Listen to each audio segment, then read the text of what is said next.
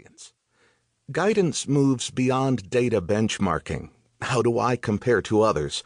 Best practices, who is a good example, and predictive analytics. Why are they effective? To personal insight. How can I be more effective?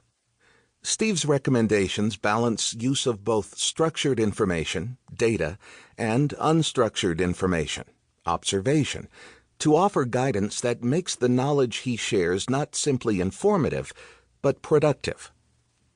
Balancing inside out and outside in.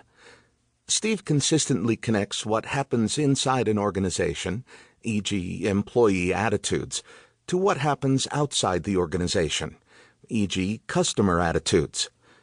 As I have studied, this virtual cycle of external context connecting to internal actions creates a virtual spiral to make progress in both organizations and society.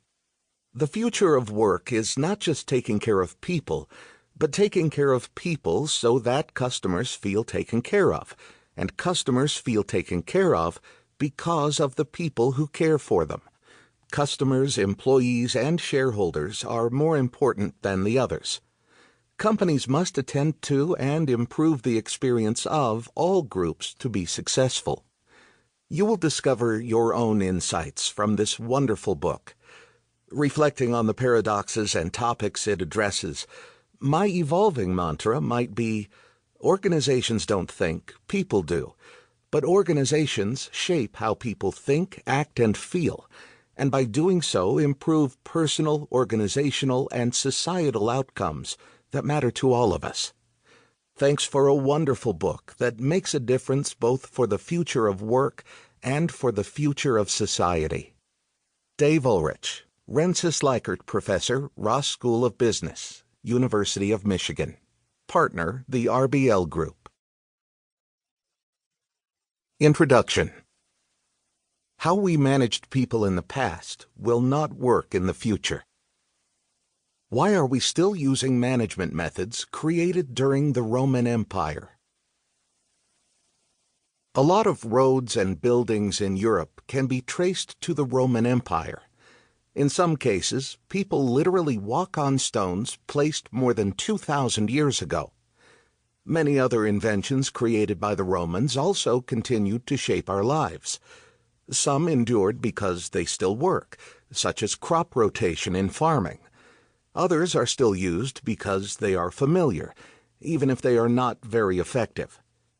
Hierarchical organization structures and the associated org charts used by companies belong in this category.